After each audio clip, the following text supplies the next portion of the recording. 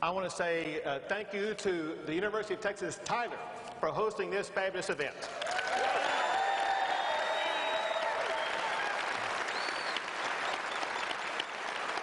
And thanks to Nexstar for broadcasting this event across the entire state of Texas. There you go.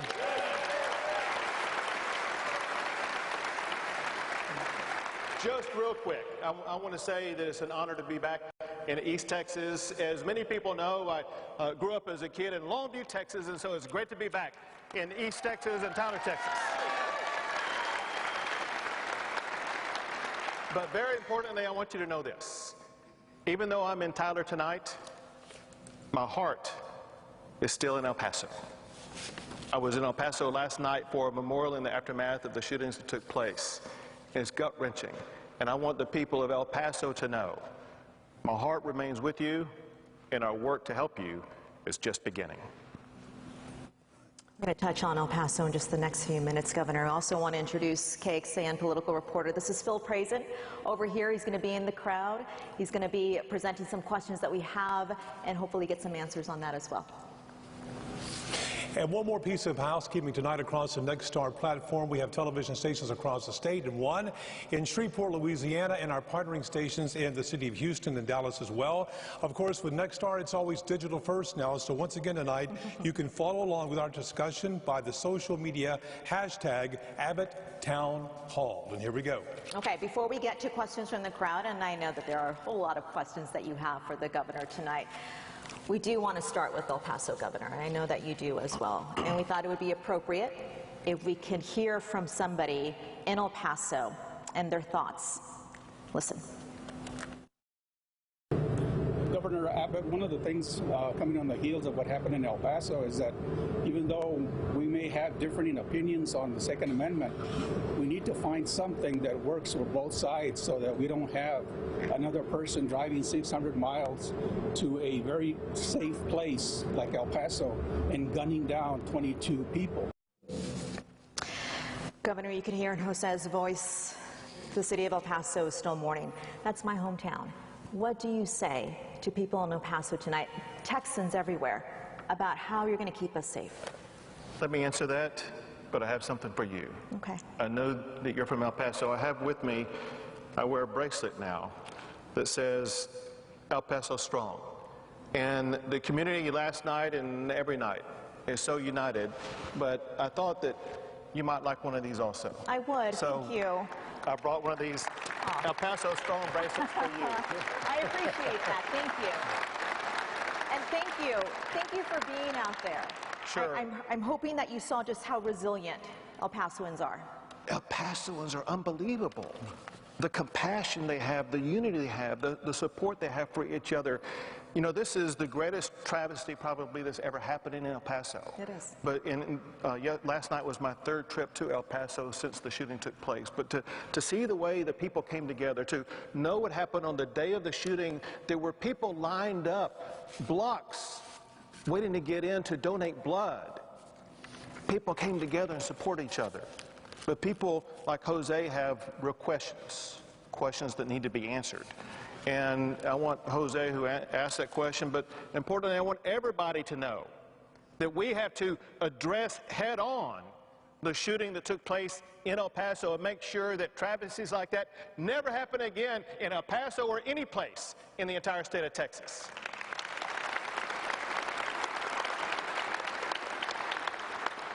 One thing that he talked about was Second Amendment rights, but also what led someone to drive 600 miles over to El Paso to do this. And you don't have to wonder, because the person who did it, the killer, wrote it in a manifesto. He said in that manifesto that the reason why he made this attack is because of racism, because of hate, because of his desire to eliminate people from the face of the earth. This is an enraged killer. So we need to get to the root of that. And the beginning of that process happened yesterday, when for the first time in the history of the state of Texas, a governor has used constitutional authority to create a task force dealing with domestic terrorism. We need to call this what it is and approach it for what it is, root out racist domestic terrorism, whether it be in El Paso or any other part of the state of Texas, and make sure this never happens again. There's going to be multiple steps we take to achieve this goal. First is with this domestic terrorism task force that will be operating year-round, working on these challenges. In addition to that, I will be announcing next week the same process that we used in the aftermath of the shooting at the school in Santa Fe. We had 3 days of roundtables. We will have roundtables, or it may have another name to it, where we will be including all of the delegation of El Paso, as well as other leaders from across the state of Texas, where we will put every issue on the table. We will bring together the brightest minds to help us solve the issues that Jose was asking about, to make sure that we are going to be able to address head-on what caused this deranged killer to go to El Paso to commit this killing, and what we as a state can do. I want to remind everybody of this. We have 2 of your great state representatives here, 1 of your state senators here, and in the aftermath of the Santa Fe shooting, after those roundtables that we had, we worked for months to process those ideas, and when this session ended this past May, I signed more than 20 proposals into law to make Texas safer after the shooting that took place at Santa Fe High School. We will do the same for El Paso, Texas.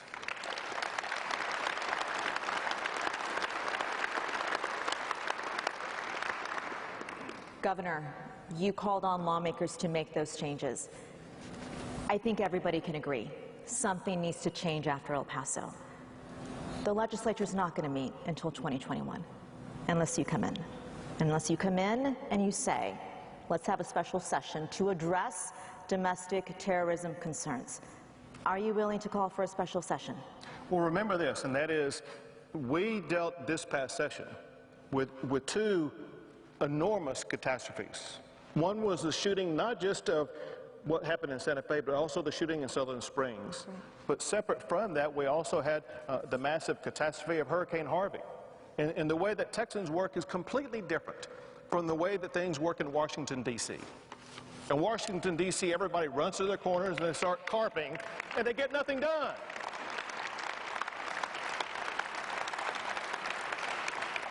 Texas is different. Our goal is not to go to Austin, Texas, and for people to fight with each other. Our goal is to make sure that we find strategies of laws that we can pass that will make Texas safer. My point is this. After the shooting in Santa Fe, after the shooting in Southern Springs, after Hurricane Harvey, we didn't rush in to have a special session. Legislators work full-time on legislation. We will all work together on the best ideas and strategies and vet them the way they need to be vetted to make sure that we're going to come up with laws that will pass and work. But remember this, government doesn't require the legislature to be in session in order for it to work. There are so many levers that the governor has available to him that we're going to be able to begin executing right now for us to be able to make sure that El Paso and other communities are safer right now. And so we are not hesitating whatsoever. It doesn't require a special session for Texas to act, because we will act without a special session, but we will also be working between now and the next session to make sure we have the laws in place to keep El Paso safe and to keep Texas safe.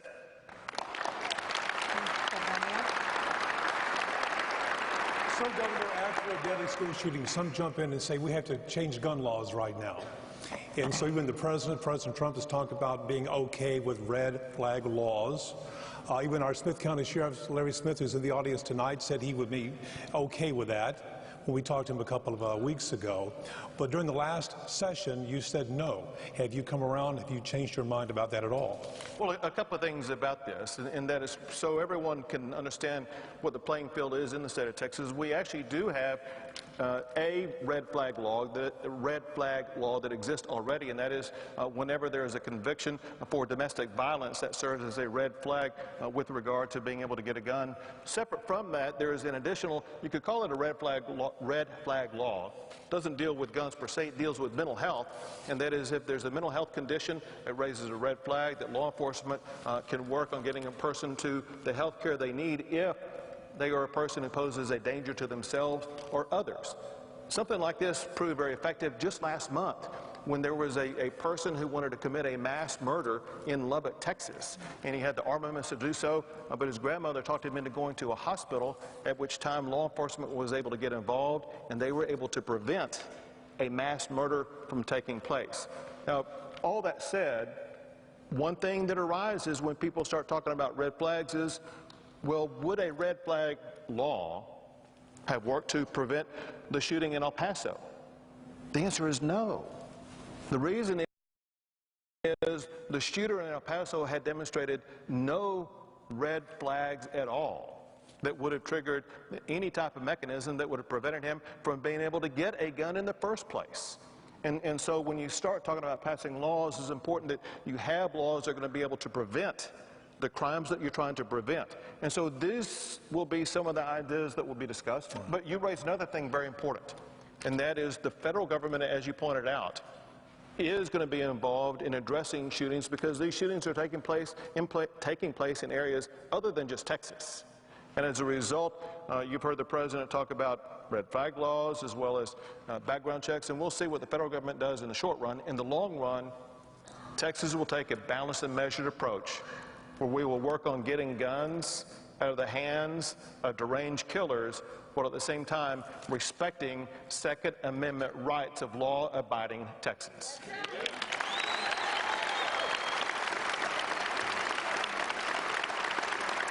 All right, so Phil in the audience.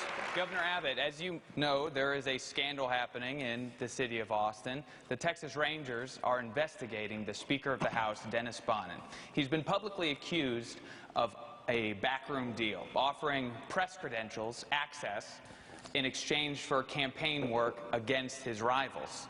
Should that kind of conversation be happening in the Texas Capitol? Candidly, what is taking place right now is the best thing that could happen, and that is getting the Texas Rangers involved. They are highly regarded, respected. They are the elite investigating agency here in the state of Texas. We need to get to the bottom of this and get to the bottom of it quickly. If they find out that anything bad happened, action needs to be taken. On the other hand, if after their investigation they say nothing bad or illegal happened, we need to move on. But I don't know any of the facts of what happened. I do know this, and that is, working with Speaker Bonnen this past session, we were able to pass remarkable reforms to reduce property taxes, to reform school finance, and so many other things. And so he was a good partner in working to make this a very successful session. Just one quick follow-up on that, because I know ethics are an important issue for you. You've not just called for ethics reform once in the legislature, but twice. Some people have called for him to resign. Do you agree with them? It's premature. We need to find out what the Rangers are going to find. All right, Okay. thank you. Governor, thank you.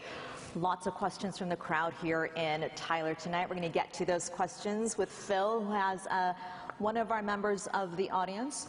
A question from them? Yes, this is Wood County Sheriff Tom Caslew with a question about immigration. Good evening, Governor Abbott. Welcome to East Texas. Thank you, Sheriff. I'm a 23-year retired field operations supervisor for the United States Border Patrol. I spent my time on the Mexican border and on the Canadian border after 9/11. Illegal immigration to this country is a federal issue. Yet the state of Texas is spending resources. We're sending the DPS troopers. We're sending down the National Guard. But they lack the arrest authority to do anything with these. And I understand that we're using them to backfill positions like for mechanics and for secretaries. But they're actually not boots on the ground when it comes to enforcement. So what I'm trying to do is there something that you can tell us about to make us feel better about the tax money going toward the border, to make sure it's being spent appropriately and effectively? Absolutely. First, so people will know exactly what we've done. Each session we make appropriations or spend money for a 2-year period. We just finished a session where I signed a budget that appropriates $800 million, where Texas is working to help and do our part to secure the border. And Sheriff and everybody else, understand this.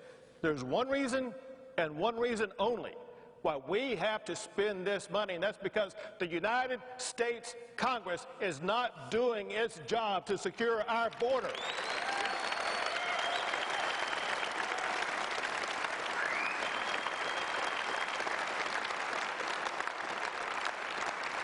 If Congress would stop failing us, we could save this money. But let me be clear about how the money is being used. The money that we appropriated goes only to the Texas Department of Public Safety. It is adding 500 more Texas Department of Public Safety officers to make sure we are securing the border. And when I say that, understand this. Some are on the border themselves. You're not allowed to get on your phone now, but you can later on get on your phone and find out what the Texas Department of Public Safety was doing earlier this summer and in the spring as they were able to help prevent people coming across the border in Eagle Pass and some other locations. And so they are literally there on the border, and the Department of Public Safety does have the authority to make arrests under certain conditions. Point one. Point two about what the Department of Public Safety does, and that is, remember, the people coming across the border aren't just people looking for a better place to live or looking for a place to work. There are drug cartels involved in this. There are gangs. There are human traffickers. And it's the job of the Department of Public Safety, if there's anybody who's coming across the border committing crimes in the state of Texas, we want those people arrested and put behind bars, and the Department of Public Safety has the authority to make those arrests. Governor Abbott, If I could just finish real quick, and that is, he asked about the National Guard. Understand why I deployed 1,000 National Guard. This happened in June. In June, in the first 3 weeks of June, those 3 weeks alone, there were 45,000 people who came across the border illegally. And get this fact, they came from 52 different countries. As governor, I cannot just stand back and let that happen and just wait on Congress to step up, which they would never do. So I deployed 1,000 National Guard to the border to help out. And here's what they're doing and how they are adding 1,000 new boots on the ground. When the Border Patrol makes an arrest or detention of someone, as you probably know, Sheriff, there's paperwork that has to be complied with. There's the movement, the transportation of them from one place to another. Whenever Border Patrol agents are engaging in those types of activities, they're not on the border where they need to be, working on making the detentions and arrests they need to be making. And by the National Guard filling those roles, it basically adds 1,000 more Border Patrol agents to do their job to help secure our border. Governor, just a quick follow-up on that. How do you measure success off of the National Guard troops there? Are there any specific metrics you're going to look to say, yes, we're getting our money's worth or not? You know, it's difficult to come up with a metric that works because what would be a metric as to whether or not the Border Patrol is effective and whether or not we should fund Border Patrol. Well, what would happen if we didn't fund Border Patrol? It would be open border season. That's what would happen. That's why it's necessary for us to fund Border Patrol. In fact, what Congress needs to do, Congress needs to better fund Border Patrol. That will help secure the border. But in the meantime, Texas will do everything we can to step up and do our part to secure the border. Understanding this last point, which is hugely important. In Texas, we fully embrace legal immigration. Our job is focused on preventing illegal immigration.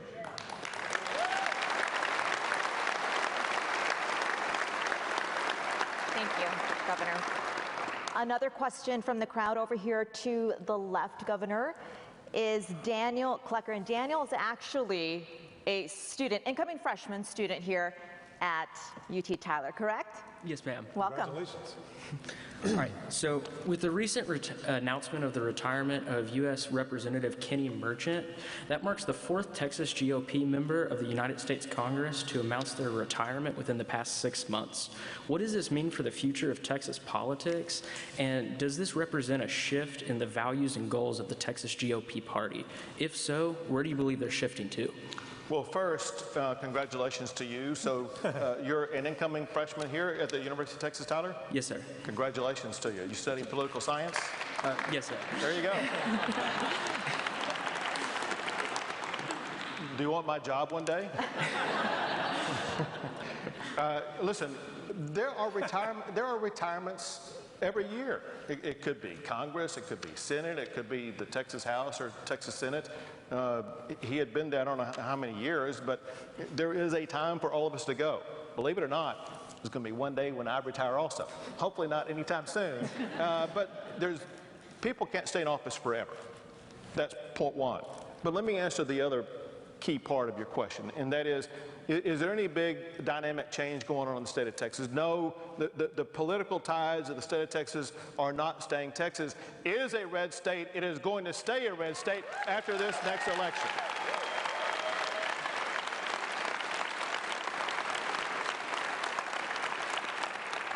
We passed an entire load of what I will call conservative legislation that was good for everybody in the state of Texas. Understand this, in addition to passing the property tax reform package that we did, we also passed a balanced budget that satisfied all 4 constitutional limitations on spending while also using $5 billion to buy down your property tax rates on average by about 7% across the entire state of Texas. But also on top of that, we had a freedom agenda, an agenda that ensured that we would free people from government overreach by passing laws like banning red light cameras, by protecting free speech on college campuses like this, guaranteeing you the right to speak your conservative values here at UT Tyler, by legalizing the ability of youngsters in Texas to have lemonade stands without having to get a permit from their city to be able to sell lemonade. And let me mention just one last one that's important because you are a part of it. We passed a proposition in this session that's going to be on the ballot this November where you can help drive a stake through the heart of Texas ever having an income tax. Vote yes for Proposition 4 and prohibit an income tax in Texas.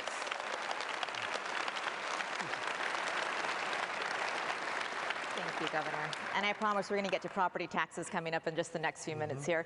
But to touch on Daniel's point, when it comes to the GOP, one of your congressmen who retired, Will Hurd, the only black Republican lawmaker in the House. And when he retired, he said it was the president's Republican Party that is just not reaching out enough to people of color. So my question, Governor, is does the president need to change his tone, if for anything, to secure the long-term health of the Republican Party? So along those lines, especially along, if you would, the racial lines. Yes. One thing that the president talks about all the time, and that is his success in achieving the lowest unemployment rate ever for the black community, the lowest unemployment rate ever for the Hispanic community. More women employed, and I'm proud to tell you here in Texas, Texas ranks #1 in America for women entrepreneurs. And you mentioned, if you would, rhetoric, and what I find voters really look at is results. And if you look at pocketbook results and so many other results and getting rid of regulations and the kinds of judges that he's appointing, I think if people look at those types of results, and I tell you this is a very dangerous year for the Democrats for this reason. The leaders they have running for president, they're advancing socialism. When you compare capitalism versus socialism, I tell you what, I think the election is going to look pretty good for the Republicans, because I will tell you this. The United States of America has lifted more people out of poverty than any other economic system in the history of the world. America is going to rise and remain strong after this election.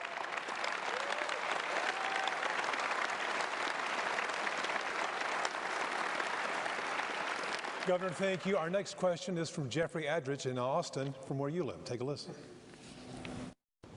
Hello, Governor Abbott.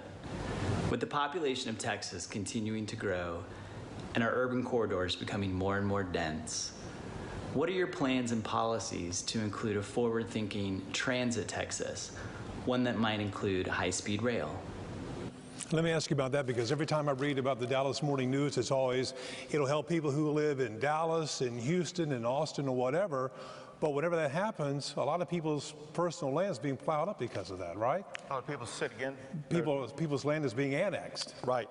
Well, let me tell you two things about this. One is there are several perspectives to bringing this. The first thing I want to let you know is that Texas is adding more than $8 billion a year to build roads, and we're doing that without raising taxes, fees, tolls, or debt.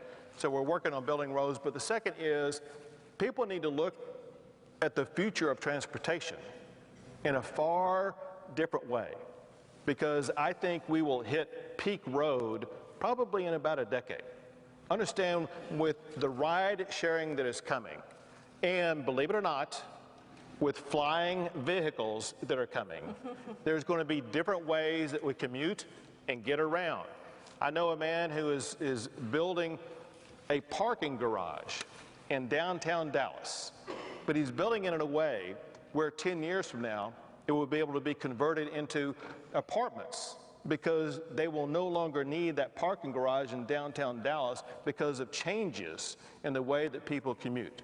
Leave it to the advancements of technology and ingenuity that is unparalleled in the United States of America to come up with different ways for people to commute and travel. That is going to be the answer to Jeffrey's question. And also a follow-up here, Governor. Here in East Texas, we're having trouble with Toll 49, a new freeway expansion here, displacing families, farmland, that sort of thing. So what would you say to people who may be paying the price with the land they own? You know how sacred the land is for Texans. Right. What is your stance on that? Private property rights are paramount, and we must protect private property rights in Texas. All right, Bill? Governor, this is Eldon McCurley, who's from Smith County. Eldon, what's your question? Good afternoon, Governor. How you doing? This, as a Smith County property owner, taxes are very important to me. Paying them. This last legislative session, what did you and the other lawmakers do to lower our property taxes? Well, thank you for the question, but I understand your pain. I want you to know that we've heard similar stories from people around the entire state of Texas that property taxes are making it unaffordable to live in a house or to rent a place to live, or even for a business to stay open. And that's why we worked with your senator and your House members to make sure that we had transformative property tax reform. We did these three things.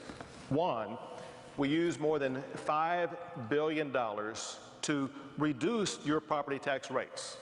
On average, across the state of Texas, that will be about a 7% reduction in the first year, with an increased reduction in the second year. I read in the Tyler newspaper that in your independent school district, it looks like in the first year, it'll be about a 6.7% reduction in your property tax rate. Now, in addition to that, know this, because what I'm about to tell you is the biggest effort ever in the state of Texas to limit the growth of government. It involves limiting the ability of those taxing authorities to come back in behind our tax decrease and jack up those property taxes again. This is the greatest effort ever in the history of Texas to limit government. What it does is it puts a limit on school districts. They cannot grow their property tax revenue more than 2.5%. Cities and counties cannot grow their property tax revenue more than 3.5%. As a result, even if your property values skyrocket, they will not be able to increase their property taxes. In fact, they will be required to decrease their property tax rates to stay within the property tax limits. Bottom line is this: you deserve to own your home as opposed to paying rent to government, and we did more to effectuate that end than ever before in the history of the state. Good, thank you. One quick follow-up on that, Governor. Senate Bill 2, as you mentioned, really it will slow the growth of property tax, save money in the future. There was another idea that you pushed for in the legislature that did not pass, a raise of the sales tax in order to buy down people's property taxes, and that would have lowered much more taxes than they are currently. The legislature didn't go there with you. Are you going to bring that back next session, or are you going to accept defeat on that? No, this is a conversation people need to have, because people need to understand what the conversation is. And that is, you want lower property taxes. Most everybody wants lower property taxes. The issue is, are we going to achieve lower property taxes incrementally, just a tiny bit year after year, or are we going to be able to meaningfully cut property taxes? My preferred goal would be to cut property taxes by 25%, by 50%, or maybe get rid of property taxes altogether. In order to achieve that, though, you have to have another revenue stream to pay for that. The one that most people have supported as an alternative is a consumption tax. If people are willing to do that, I'm for it. But listen, this has to be something that people buy into. If people are against that, they can be assured of what we will do. We will work every single session to achieve greater property tax reduction. If I could, let me add one last thing that I omitted from my answer earlier. There's another component that went along with that property tax reduction, and that is we cut what's known as Robin Hood recapture by almost 50%, making sure that the money you raise in property taxes from your school district stays in your schools, paying for the education of your students who live right here. So, Governor, just to clarify, yes, you'll bring the tax swap idea back next session? Listen, any strategy that will reduce property taxes will always be on the table. All right, Governor, thank you very much for that. So keeping it here in East Texas once again, we have an audience member. That would be from Holly Lake, Lynn Snedeker, right? Lynn, go ahead. Yes, but I'm from Hawkins, not Holly Lake. Oh, I'm sorry, I said Holly Lake. Yes, Beg your pardon. because in today's world, the availability of robust internet service divides Texans into haves and have-nots. For example, fiber optics was just laid to Holly Lake, giving them robust internet services, but not to us outliers. Decades ago, the government helped to pay to bring electricity to all Texans. And would you support a similar plan to bring fast internet service to everyone? We passed some things like that with your representatives. They're nodding here right now. We passed rural broadband funding to make sure that all corners of the state of Texas will have equal access to the internet. And this is hugely important, because the way the world works today is if one group of people have access to the internet and the other group of people have access to only hard documents like books and papers, it'll be a divided state and divided country. Everybody needs to be able to access the internet to tap into all information sources. With what we passed out this session, and then especially combined with what the state is working on with internet providers as we roll out 5G, which will be coming to a place near you very soon, it will completely change the world in which you live. Hope so. Count on it. Governor, thank you. Now to Phil with an audience member. Governor, we want to introduce you to Mason Combs. He's from Tyler Boy Scout Troop 356 and recently received his Eagle Scout Award. Well,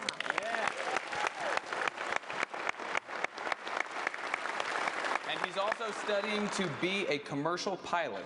Mason, what's your question? Thank you, Mr. Governor, for taking my question.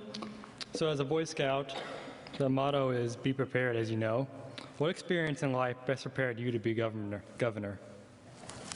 Well, great question. Well, first, let me say congratulations on being an Eagle Scout. Thank you, sir. Second, maybe one thing that put me on the pathway was my experience as a scout. I was a member of Troop 201 in Longview, Texas, which is the oldest troop in East Texas. And if I were to answer your question by looking at the past, retrospectively, I can see there was nothing where I had a vision forward saying, what do I need to do in order to be able, let's say, to be governor, to be successful. Well, looking back in the past, first thing was being a Boy Scout. And then you take each step along the way, being prepared always for what may come. But there's some other events in life. For me, I had a very transformative event, the one that left me in the wheelchair. And overcoming a challenge of an accident that breaks your life in half, and then realizing that even though you have that accident, you can still move on. And it was after the accident that put me in the wheelchair that I went on to become a Supreme Court Justice, the longest-serving Attorney General, and now Governor of the great state of Texas, showing that anybody can achieve anything in this great state.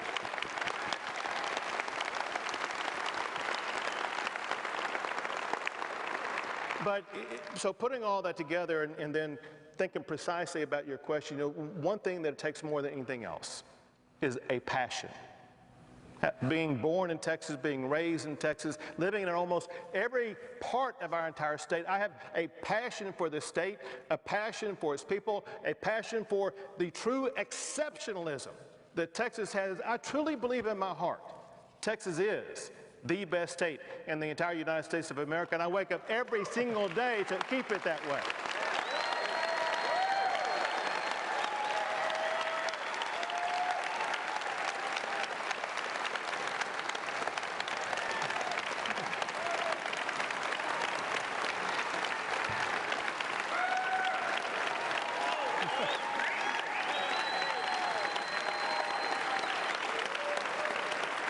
Look at that. Standing ovation from the crowd here in Tyler. We have questions from all over the great state of Texas. If you could direct your attention to the monitor, Governor, right here. We have a question from Lamont. Hello, Governor Abbott.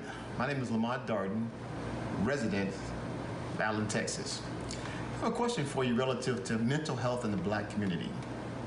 The question is, are there programs in place to support mental health?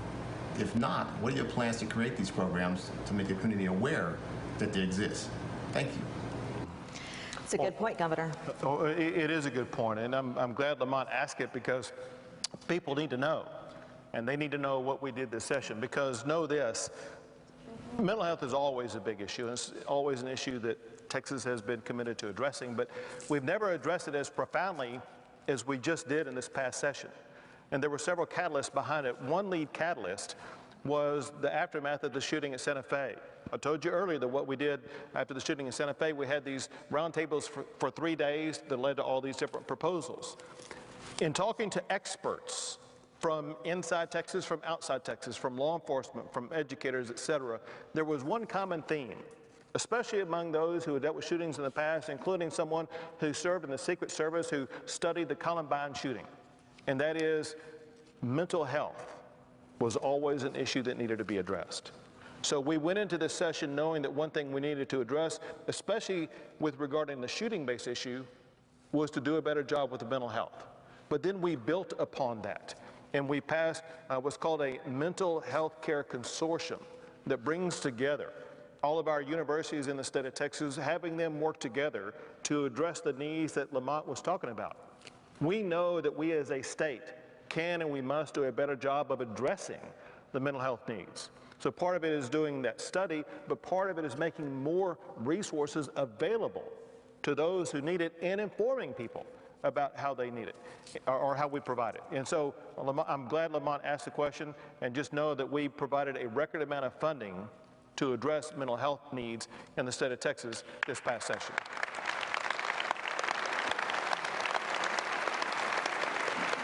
Governor, thank you for that. We also have a question to the left. This is Quantalon Henry with a question about second chances. Welcome.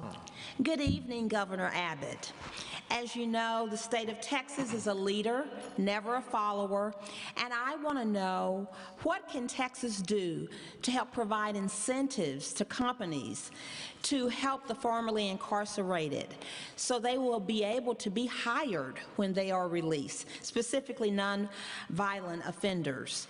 What are we doing to lead the country in making sure those people who have already paid their debt to society will become the productive citizens they need to be to help make this country the best that it can be? Sure. Thank you very much for the question. You're welcome. We, as you might imagine, Texas should be the leader. And in fact, we are the leader in this sector. You may recall a couple of weeks ago, the president signed what I think was categorized as the Second Chances Law. What you may not know is the special advisor that he brought in that was the architect of that Second Chances Law, because she was also the architect of the Second Chances Law that we passed in the state of Texas. Her name is Brooke Rollins, who used to work at the Texas Public Policy Foundation, now works in the White House.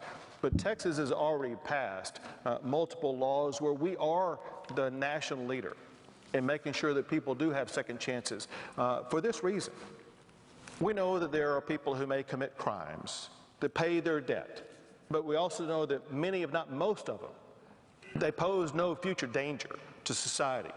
We don't want to let them out of jail and just let them wither on the vine or do nothing. We want to help promote them to being productive citizens in the great state of Texas. And so we have signed multiple laws, such as the check the box law and other laws to make sure that employees are going to have a chance to apply for a job. I'm sorry, it's ban the box law, not check the box, ban the box law. To make sure that people are going to have that second chance to get a job. But separate from that, you need to know what the private sector is doing, because it's very robust.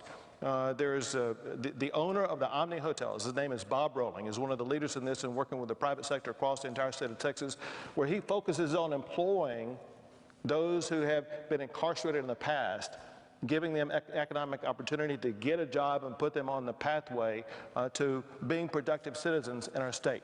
We want every man and woman in this state to have their own chance at the unique brand of economic prosperity that Texas offers. It doesn't matter if you have an arrest record, we want you to have a job. Thank you, Governor.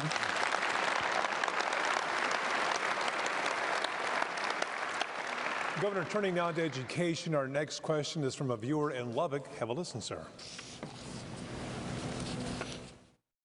What is the state doing about education and teachers' raises? Thank you. What do you think about her question? Okay, it looks like her name was Camille in Lubbock, Texas. Yep. We had an enormous session that we just finished that addresses teachers and teacher pay raises, as well as improving education in this state. One thing that we know is that a key component of our democracy is our educators. We count first on the members of the United States military to fight for our freedom, but it's our teachers who are responsible for perpetuating our freedom through our democracy by educating our kids, and we thank every teacher who has ever served. My wife is one of them, by the way. One way we do that is by paying them better so we can both recruit and retain the very best teachers. And we provided teacher pay raises across the entire state of Texas this session. But very importantly are the additional funds that we provided for education, because our goal is to do more than just throw money at education. We want to invest in strategies that are going to work. So we invested in better training for educators of early education to make sure that all of our students are going to be able to read at grade level by the time they finish the third grade, knowing that that puts them on the pathway to future academic success.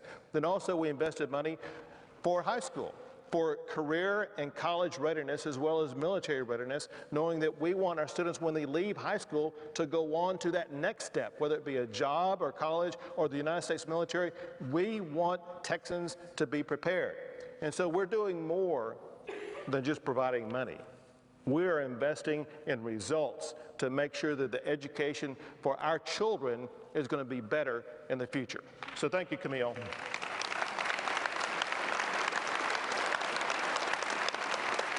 So, Governor, another question from me. So tonight I'm going to be taking care of the home folks here. In Texas, we have all sorts of weather phenomenon, tornadoes, we have snow, we have hurricanes, everything else. And a couple of months ago, back in April, in Alto, along with San Augustine, as well as the city of Canton, a tornado outbreak, but the worst of which was in Alto.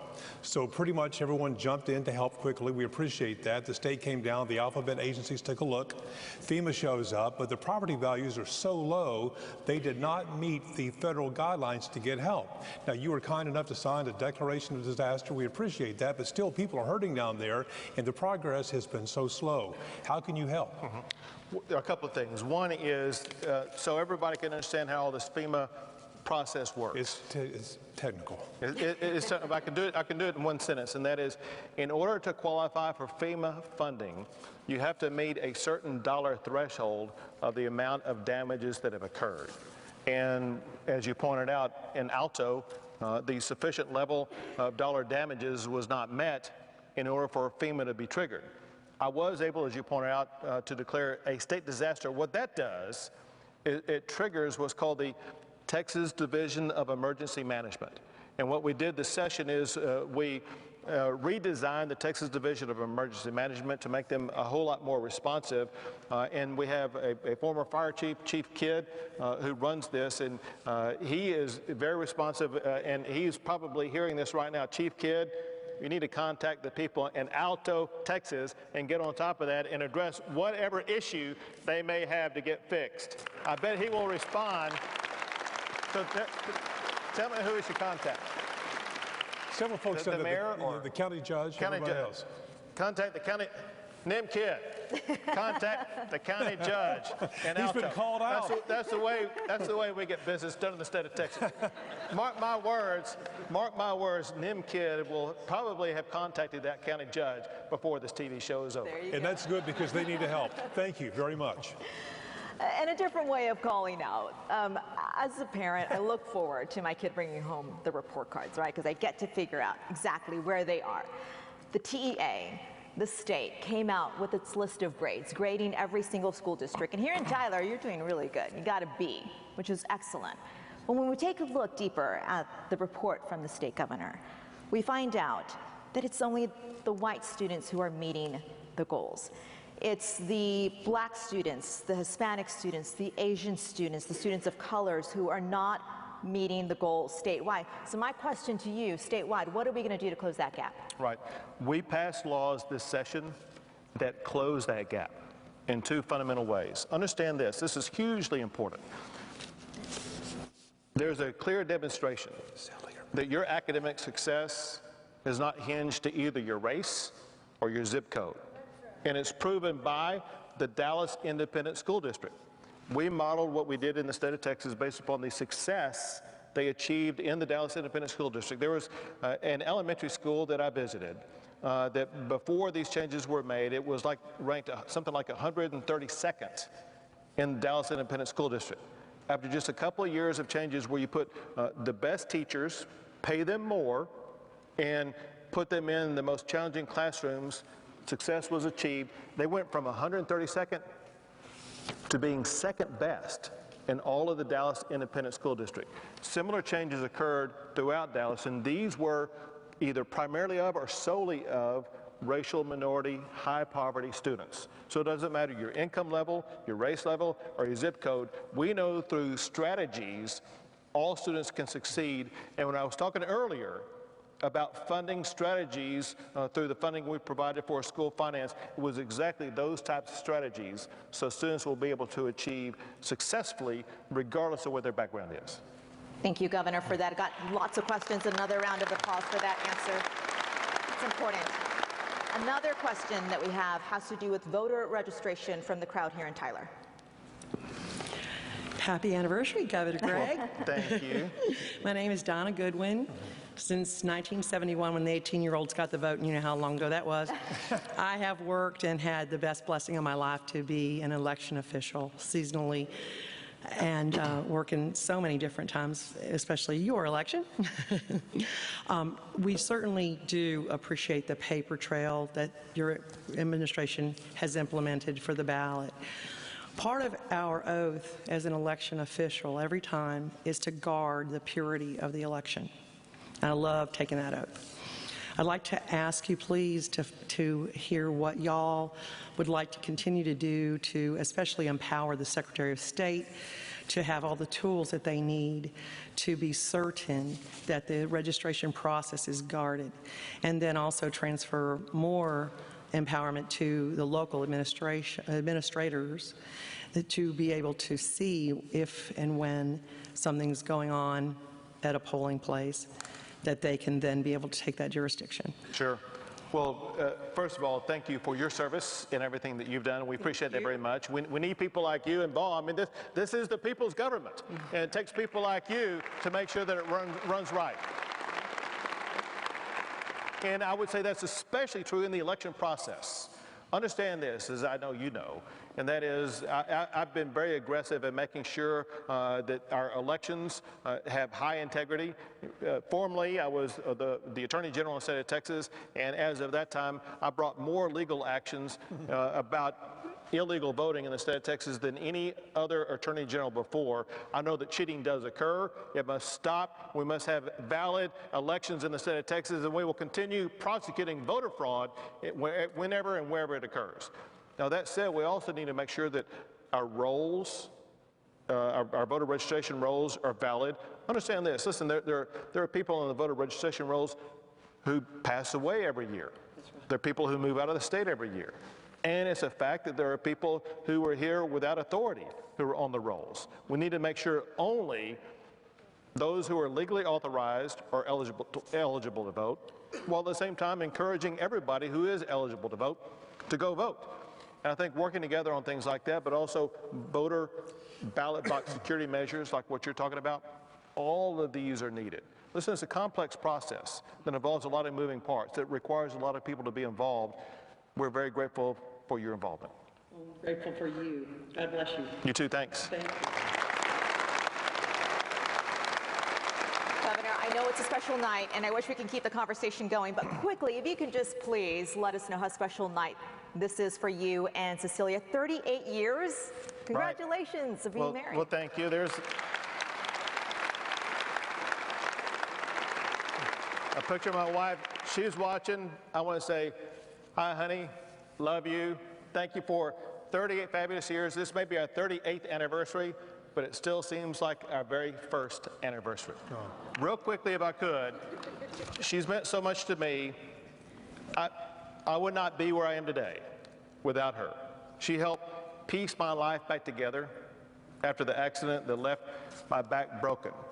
But also, very importantly, she has her own unique role. She's the first Hispanic First Lady in the history of Texas.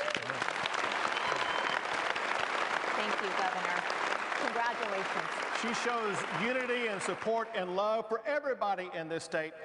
She's a jewel. Thank you, Cecilia.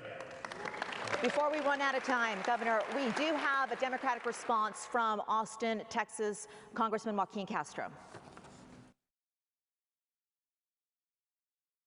Good evening, Texans. I'm Joaquin Castro, Congressman from San Antonio, and a proud Texas Democrat.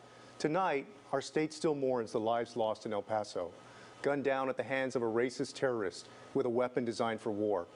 As the school year starts, we're all facing the fact that we have to look into our children's eyes and have a conversation, not about the excitement of the first day of class, but about the people who could harm us and getting back home safe, and active shooter drills.